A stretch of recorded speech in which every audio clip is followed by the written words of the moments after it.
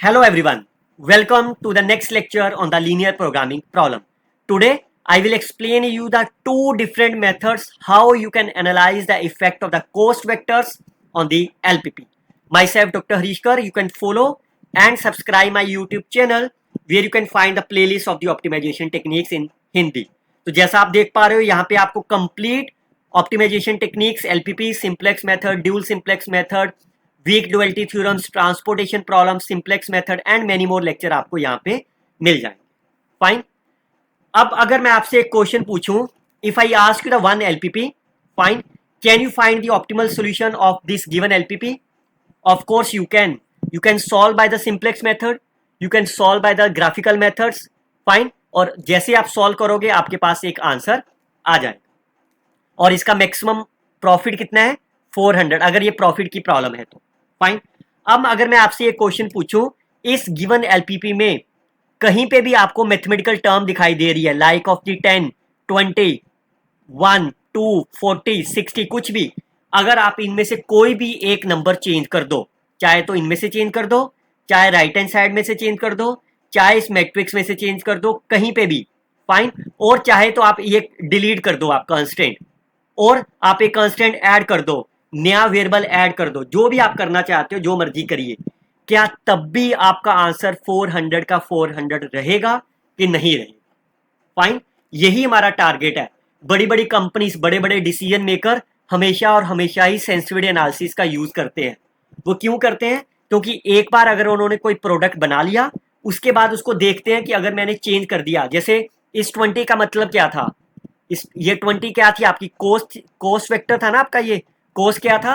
Per unit coast कितनी है जब आप X1 प्रोडक्ट बना रहे हो आप, तो आपने कहा कि 20 रुपीज कोस्ट लगी या 20 रुपीज प्रॉफिट था उसका आपका, जब आपने X1 यूनिट प्रॉफिट बनाया, X1 प्रोडक्ट बनाया, तो उससे आपको टोटल प्रॉफिट हो गया 400.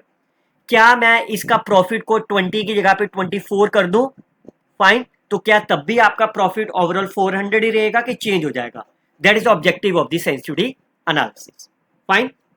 तो एक एक करके सबको डिस्कस करेंगे. सबसे पहले मैं लेता हूं ऑब्जेक्टिव फंक्शन को. अब मैं अगर आपसे ये कहूं कि इस 20 को चेंज करके आप यहां पे 19 कर दो, चाहे 45 कर दो, चाहे -3 कर दो, चॉइस आपकी है. और इस 10 को रिप्लेस करके -4 कर दो, 17 कर दो, चाहे -41 कर दो. क्या इंपैक्ट बनेगा ऑब्जेक्टिव फंक्शन पे? क्या ऑब्जेक्टिव फंक्शन आपका सेम का सेम रहेगा?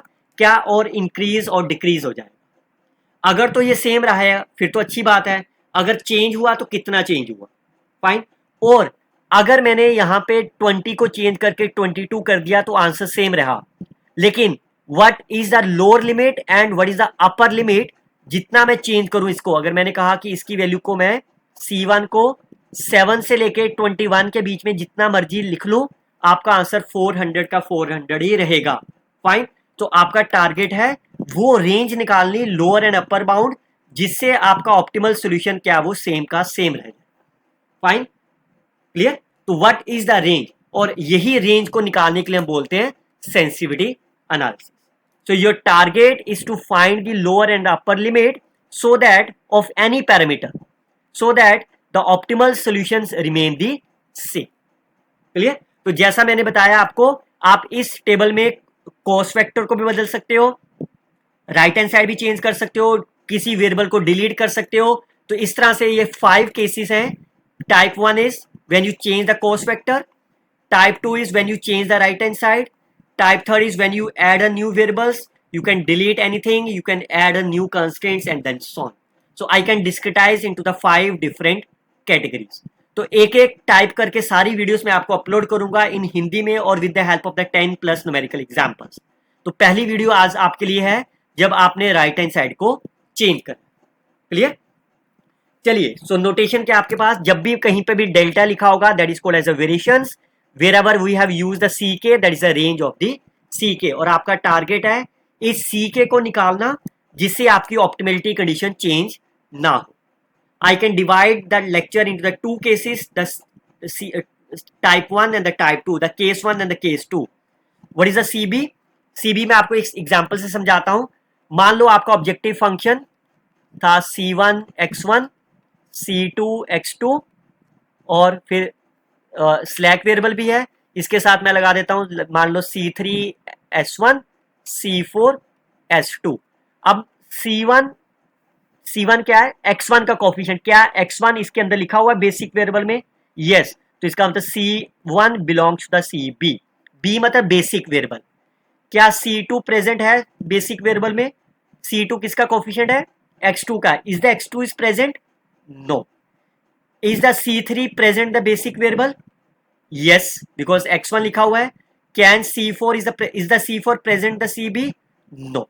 तो सबसे पहला काम आपका यही है, चेक करना जो भी वेरिएबल की बात होगी क्या वो प्रेजेंट है बेसिक में कि नहीं, फाइन।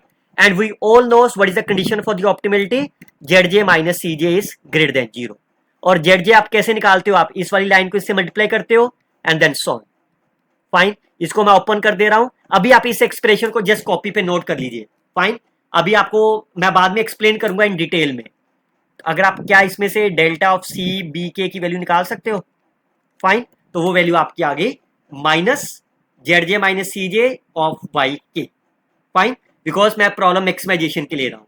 अब ये ग्रेटर देन है depending on the value of the Y के, क्योंकि ये नंबर आपके पॉजिटिव भी हो सकते हैं नेगेटिव भी, so I can put as the range that is called as the lower limit and find is the upper limit। आप इस रेंज को, इस फॉर्मूले को अपनी कॉपी पे लिख लीजिए, फिर मैं आपको एक्सप्लेन करता हूं डिटेल में। Make sure students this is the formula for the maximization LPP, अगर आपकी प्रॉब्लम मैक्सिमाइजेशन है। अगर आपकी प्रॉब्लम मिनिमाइजेशन हुई तो ये जो आपने राइट, तब आपका ये अपर लिमिट आपकी लोअर बन जाएगी, लोअर आपकी अपर बन जाएगी, मतलब ये मिनिमाइजेशन इधर लिख देना है, फाइन, और मैक्सिमाइजेशन इधर लिख दो। मैं आपको 10 से ज्यादा एग्जांपल एक्सप्लेन करूंगा, आपको समझ में आ जाए, फाइन। सेकंड केस, अगर आपके पास लाई करता ही नहीं है उसके अंदर, तो आपके क्या करोगे, अगर मैक्सिमाइजेशन है तो लोअर लिमिट इंफिनिटी हो जाएगी, अपर लिमिट से आप निकाल दोगे value of the Zj minus Cj, fine. अगर प्रॉब्लम मिनिमाइजेशन है तो आप इसको रिवर्स कर दोगे, ये वैल्यू आपकी लेफ्ट साइड पे आ जाएगी, राइट साइड पे इंफिनिटी, फाइन। मैं आपको न्यूमेरिकल एग्जांपल से समझाता हूं, I will explain the two different methods for the solving problem. चलिए पहले एग्जांपल से समझाता हूं आपको 10 प्लस एग्जांपल के साथ। हमेशा याद रखो बच्चों, whenever you are solving the sensitivity analysis, आप क्वेश्चन पढ़िए, आपका टारगेट है रेंज निकालनी, आपके पास ऑप्टिमल सॉल्यूशन और ऑप्टिमल टेबल होना चाहिए।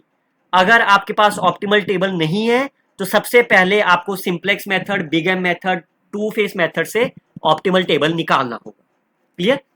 चलिए अब आपका क्वेश्चन क्या है, C1 की रेंज निकालनी है। C1 किसका कोफिशिएंट होता है, X1 का। तो सबसे पहले चेक करना है क्या C1 आपका बेसिक में प्रेजेंट है कि नहीं है। चेक करिए क्या X1 इसके अंदर प्रेजेंट है, यस, बिल्कुल प्रेजेंट है, फाइन। तो that mean C1 is the part of the CB। Problem आपकी क्या है, मैक्सिमाइजेशन, तो आपका टारगेट क्या हो गया, इस फॉर्मूले का यूज करना। अब इसको यूज कैसे करना है आपको, अभी लिखो मत बच्चों, अभी समझिए आप।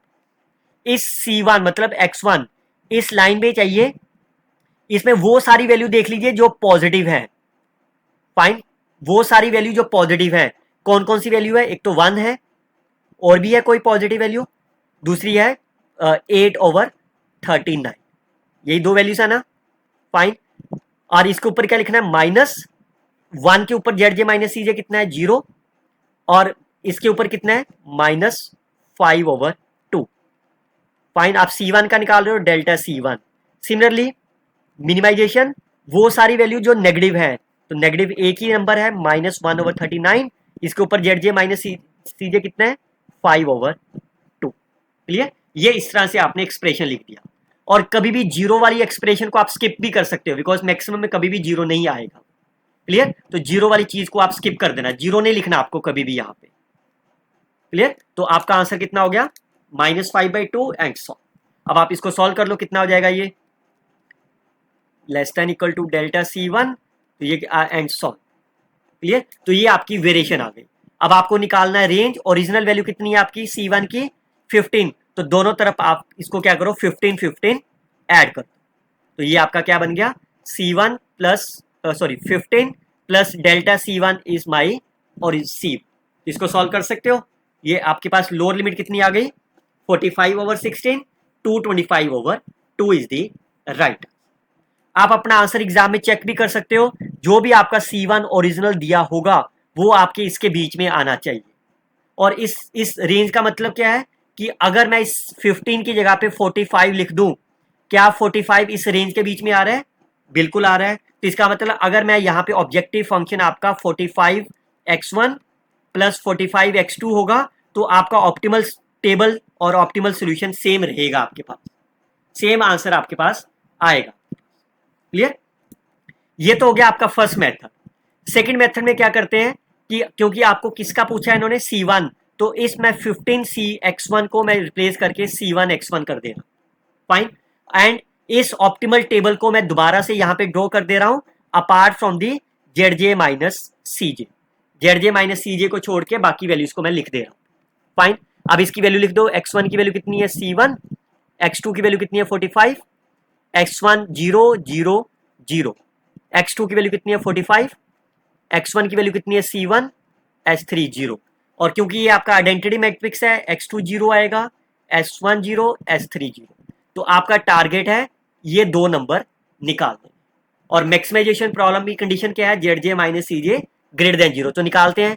45 into 5 225 over 78 plus C1 over 39 plus 0 और ऊपर value minus C J must be positive. ये तो हो गया पहली। दूसरी value minus 45 over 78 plus 8C1 over 39 minus 0 is greater than equal to 0। क्या आप यहां से C1 निकाल सकते हो? C1 will be less than 225 over 2 और यहां से C1 कितना आ गया? That is 2 greater than equal to 45 over 16। तो क्या रेंज बन गई आपकी? 45 over 16 less than C1 less than equal to 225 over 2। और आप चेक करो ये वही रेंज है जो आपके पास प्रीवियस मेथड 1 से आई थी आपके पास। क्लियर? चलिए सेकंड क्वेश्चन करते हैं। Problem is my maximization optimal table is already given, your target is to find the range of the C1। Check करो पहले क्या C1 आपका CB का पार्ट है? C1 is a coefficient of the x1। Yes, it's a part of the x1। तो आपका target क्या है? इस फॉर्मूले में लगाना है। इस रेंज में चलिए वो वैल्यू देखो जो सारी पॉजिटिव हैं। तो आप कैसे लिखा जाएगा? मैक्सिमाइजेशन पॉजिटिव वैल्यू कौन सी है? 1/3। फाइन। इसके ऊपर कितना वैल्यू है? -1 which is less than equal to delta of C1। Minimization में नेगेटिव वाली वैल्यू लिखते हैं। इसमें नेगेटिव क्या है? -2/3 and Z J minus C J कितना आपका? -3। माइनस लगा के लिखनी है वैल्यू आपके पास। तो कितनी आ गई रेंज यहां से? दैट विल बी -3 और अपर वैल्यू विल बी 9/2। क्लियर? और आपको रेंज किसकी निकालनी है? C1। What is the original value is 3। You can add the 3 on the both side. 3 you can add 3 minus 3 3 plus 9/2. Answer will be 15 divided by 2 and again you can see आपका 3 इसके बीच में लाई कर। Second method, you can replace the C3 to be the C1 x1। Fine. इस optimal table को copy कर लो apart from the Z minus CJ। तो value fill कर दो। Coefficient of the x1 is C1 5 0 0 0। x1 will be 0 5 C1। S1 की value 0 आएगी, x2 will be 0। ये तो 0 होने चाहिए। तो अब आप ये दो नंबर निकाल लेते हैं। कितना आएगा? 0 plus 5 minus 2C1 over 3। For the maximization problem must be greater than 0। 0 plus C1 divided by 3 minus CJ is greater than equal to 0। तो यहां से C1 कितना आ गया आपके पास? C1 it will be less than equal to 15/2 और यहां से C1 कितना हो गया? Greater than 0। तो रेंज क्या बन गई आपकी? 0 less than C1 less then 15/2 और वो सेम है जो मेथड 1 से आई थी आपके पास। सिमिलरली फॉर द C2, क्या C2 इसका पार्ट है? Yes, because the C2 is the coefficient of the x2। तो आपके पास फिर से फर्स्ट मेथड से ये वाली रेंज निकालते हैं। अब आप क्या करो, इस C2 वाली लाइन में जाओ, इसमें जो पॉजिटिव वाली वैल्यूज हैं वो लिख लो पहले। कितने नंबर पॉजिटिव है आपके पास? 0 वाले छोड़ दो। 0 छोड़ दिया तो ये वाला 1 पॉजिटिव है आपके पास। इसके ऊपर कितना है? 3। Fine. Less than equal to delta times C2 और मिनिमाइजेशन में नेगेटिव है कोई भी नहीं है, तो you can write as a infinity. Fine, तो आपकी रेंज क्या बन गई, -3 less than delta C2 less than infinity. Original value of the C2 is my 5, add the 5 on the both side, fine, which is equal to C2, 5 plus infinity is infinity. बच्चे ध्यान रखना equality नहीं आनी चाहिए infinity पे, infinity is always the open. तो कितना होगा range, C2 less than infinity. और आप चेक भी कर सकते हो आपका 5 इस रेंज में लाई करता है। क्लियर, इसका मतलब यहां पे आप 5 लिखो चाहे 515 लिखो आप, फाइन, तो आपके पास दोनों रेंज में रहेगा, optimal solution remain the same. Method 2, इसमें आप C2 को रिप्लेस कर दिया आपने, फाइन, ये टेबल कॉपी कर लेते हैं apart from the ZJ minus CJ, तो वैल्यू निकालते हैं C1 C2 0 0 0, fine, this number is 0, C2 3, तो S1 is 0 S2 is 0, fine, तो ये दो नंबर आपको निकालने होंगे, तो निकालो 0 plus C2 minus 2 is greater than equal to 0, fine, 0 plus 0 plus 1 is greater than equal to 0, तो यहां से क्या मिल गया आपके पास, C2 must be greater than equal to 2, तो आपकी रेंज क्या होगी, C2 to infinity is the range of the problem. Look at the next one, अगर आपको वेरिएशन निकालना हो, क्योंकि आपके पास रेंज है, फाइन, तो वेरिएशन निकालना है, तो रिवर्स चल रहे हैं, ओरिजिनल वैल्यू 5 जो है वो माइनस कर दो, फाइन, वेरिएशन से रेंज निकालने के लिए आप प्लस करते हो, और रेंज से वेरिएशन निकालने के लिए आप माइनस कर दो ओरिजिनल वैल्यू। चलिए look at the next one, optimal table is given to you, discuss the effect when the objective function is change to 3x1 plus x2, मतलब इसकी जगह पे चेंज करके ये हो जाए तो आपका ऑप्टिमल सोल्यूशन क्या होगा, फाइन, तो फिर से ये ऑप्टिमल टेबल कॉपी कर लो ZJ माइनस CJ को छोड़ के, वैल्यू निकाल देते हैं 3 1 0 0 0 0 1 3, ये वैल्यू तो आपकी 0 ही आएंगी, fine, 0 1 minus 2 minus 1 0 1 1, fine, 6 and 12, तो आपका देखो ZJ माइनस CJ नेगेटिव आ गया, तो that means it is not optimal. तो अगर ऑप्टिमल नहीं है तो फिर आपको क्या करना होगा, you have to find the entering variable, और लिविंग वेरिएबल के लिए मिनिमम रेशियो ले लो, तो इसकी रेशियो कितनी आएगी 3, सेकंड की 6, थर्ड निकालोगे नहीं, तो that's a leaving variable. So 2/3 is my pivot element, S1 को लीव करके आपने S2 एंटर कर दिया, फाइन, और इसकी वैल्यू कैसे अपडेट करते हो, S2 first identity X2 second column of the identity matrix, X1 third column of the identity matrix, इस सब की वैल्यू आपके पास 0 आएगी, फाइन, इस पूरी रो को आप 2/3 से डिवाइड कर दो, so that will be 3/2 minus 1/2 and that will be my 3, और बाकी वैल्यूज कैसे निकालोगे आप, जैसे आपने इस प्लेलिस्ट में ऑप्टिमाइजेशन मेथड्स में simplex method, big M, dual simplex में सीखा था, चाहे तो आप बॉक्स वाले एलिमेंट से कर लो, चाहे आप एलिमेंट्री ऑपरेशन से कर लो, आप जैसे आप इसको बॉक्स से करोगे तो 1 3/2, fine, 0 plus 2/3 1 and so on, तो जैसे आप कंप्लीट करोगे ये वैल्यूज आ जाएगी, फाइन, तो आप देखो आपका optimal solution ZJ minus CJ optimal हो गया, तो आपका X1 कितना आया, X1 will be 4, X2 will be 3, और Z कितना हो गया 15, तो ओरिजिनल कितना था 36, तो what is the impact, impact क्या हो गया आपका, डिक्रीज होगी ऑब्जेक्टिव फंक्शन की value. Look at the next one, consider the LPP, again the problem is my maximization, discuss the effect of the objective functions when the coefficient of the x2 in the objective function, मतलब C2 को क्या change करना है आपको, 10 की जगह पे क्या लिख देना आपको 15x2, फाइन, तो फिर से ये वाला टेबल कॉपी कर लेते हैं, ऑब्जेक्टिव फंक्शन को ZJ माइनस CJ निकाल लेते हैं, तो कितना आ गया ये x1 0 20, S1 की वैल्यू 0 आएगी, X1 0 आएगा, तो निकालो कितना आएगा 0 प्लस 40/3 माइनस CJ, तो कितना हो गया ये -5/3, 0 plus 20/3, 0 plus 400, fine, again you can see that ZJ minus CJ is not positive, that means you have to enter the most negative, और रेशियो ले लो कितना आ गया ये 20 डिवाइडेड दैट्स 15 और ये कितना हो जाएगा 10 and 30 so minimum is my 20 fine.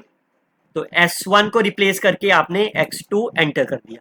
अब आप इसमें वैल्यू लिख दो 1 0 1 0 0 0 फाइन और 4/3 से डिवाइड कर देते हैं इसको 3/4 -1/4 fine and then it will be 15 और बाकी वैल्यूज आप जैसे आप सिंप्लेक्स मेथड में करते थे बॉक्स वाले निकाल लो जैसे 0 5/3 तो that will be 5/4 fine 0 -2/4 that is 1/2 and so on fine. बाकी वैल्यूज आप सिंप्लेक्स मेथड की तरह सॉल्व कर सकते हो।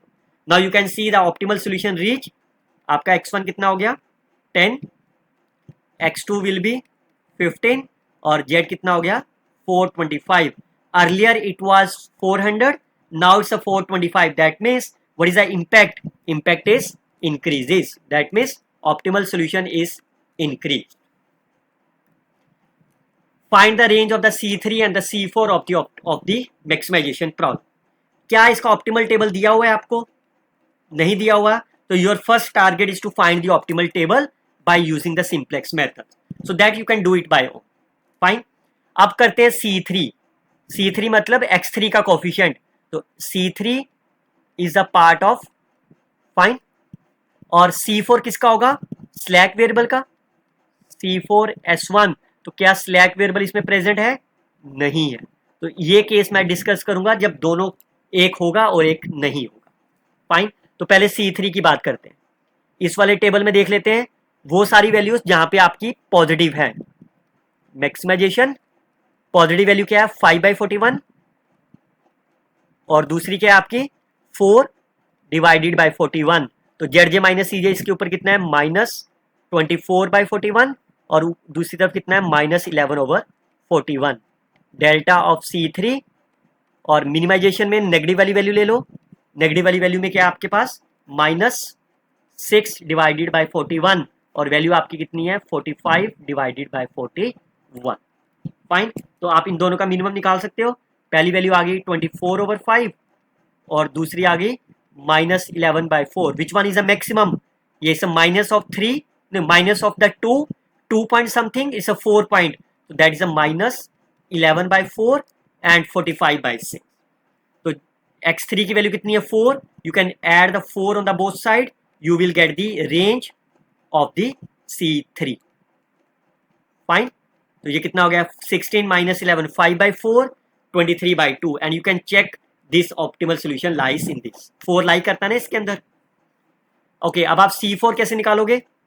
C4 तो इसमें लाई नहीं करता since my problem is the maximization तो lower limit is infinity fine delta of C4 तो what is the value of the ZJ minus CJ ZJ minus CJ corresponding to the C4 किसके साथ लगा था X1 के साथ तो S1 का ZJ माइनस CJ कितना है 45 डिवाइडेड बाय 41 फाइन और C4 कितना होगा ओरिजिनल LPP में 0S1 लिखेंगे ना। Now you can add the 0 on the both side so that will be give you इसको मैं माइनस इन्फिनिटी भी लिख सकता हूं ना फाइन। तो अगर आप 0 ऐड करोगे दोनों तरफ तब भी सेम आंसर रह जाएगा that means C4 is lies between -infinity to 45/41 you can find the range of the C3 and C4 of the same problem by the second method by on।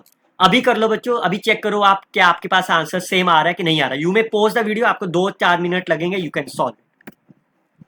चलिए look at the next one again LPP है आपके पास। Now this case is the minimization तो minimization में ZJ minus CJ less than होना चाहिए तो वहां देखो आपका लेस देन है। Find the range the coefficient of the x3 in the objective function C3 की रेंज निकालनी है आपको रिमेन द ऑप्टिमल। क्या C3 आपका CB का पार्ट है? इसमें देखो C3 मीन्स x3 लिखा हुआ है फाइन तो yes C3 is the part of the CB। तो फिर लिखते हैं हम इस वाली लाइन में देखेंगे जो पॉजिटिव है और जो लेकिन अब ये मिनिमाइजेशन है ना तो अब इधर मिनिमाइजेशन लिख देंगे हम फाइन और इस तरफ that's a delta of C3 इधर मैक्सिमाइजेशन आ जाएगा। क्लियर? पहले आप मिनिमाइजेशन है तो नेगेटिव वाली देखो इस लाइन में कोई नेगेटिव है कोई भी नेगेटिव नहीं है तो इसका मतलब आप इसकी वैल्यू क्या होगी आपकी -इन्फिनिटी फाइन। अब उधर वाली वैल्यू में पॉजिटिव वाली वैल्यू देख लेते हैं। पॉजिटिव वाली वैल्यू कौन कौन सी है? 1, फाइन। इस 1 के तो ऊपर 0 ही है ना, तो 0 लिखने की जरूरत नहीं है, और एक ये 1 है, फाइन। तो इसके 1 के ऊपर कितना है आपका? माइनस के साथ लिखना है आपको, remember, minus minus plus 1, fine. और इस 1 के साथ माइनस माइनस प्लस 1, तो कितना आ गया answer? Less than of C3 less then of 1, fine. और C3 का ओरिजिनल वैल्यू कितनी है? 1। अब आप 1 दोनों तरफ ऐड कर दो, you will get the answer is minus infinity C3 less than equal to 2। ये 0 लिखने की जरूरत नहीं है आपके पास, क्लियर? चलिए अब इसको सेकंड मेथड से सॉल्व करना चाहेंगे, तो आप इस C3 को लिख दो, आप C3x3, ये टेबल कॉपी कर लो, लेकिन ZJ माइनस CJ छोड़ दो आप, फाइन। तो x1 की वैल्यू कितनी है? 1, x2 is my minus of 2, the value C3 0 0 0 is minus of 2 C3 0। क्यों? अब आपका x2 की वैल्यू 0 आएगी, x3 आपका 0 आएगा, s3 आपका 0। Your target is to find these 3 numbers. Make sure the problem is the minimization ZJ minus CJ less than 0. So minus 1 plus C3 plus 0 minus 1 is less than 0. Minus of 1 0 0 minus 1 0 plus 0 which is less than equal to 0. Third case, minus of 2 plus C3 plus 0 is less than equal to 0. तो यहां से क्या बन गया? C3 is less then 2, ये तो है ही नहीं, again C3 is less then 2। तो आपका देखो आंसर दोनों तरफ से सेम आया। इसको मैं ये भी लिख सकता हूं ना, minus infinity less than, fine, clear? चलिए look at the next one. Consider the LPP। Your target is to find the range of the CJ। CJ means your target is to find the range of C1, range of the C2। चलिए मैं आपको 5 minute दे रहा हूं, और 5 minute दे रहा हूं, you may post the video and you can try it yourself and let me know your answer in the comment box, fine. So आपके 5 मिनट हुए, you can solve it and check whether your answer are obtained, range of C1 and C2 are correct और not. आप comment करके बताइए आपका क्या answer आ रहा है, और क्या कितनों को इजिली वे में समझ में आया, fine. So we will see the next lecture on the type 2 on the sensitivity analysis, what is the impact on the right hand side. Again I will explain you with the help of the 2 different methods. Till then you can share this video with your friends, like and comment on the videos. Best of luck students, happy learning all of you.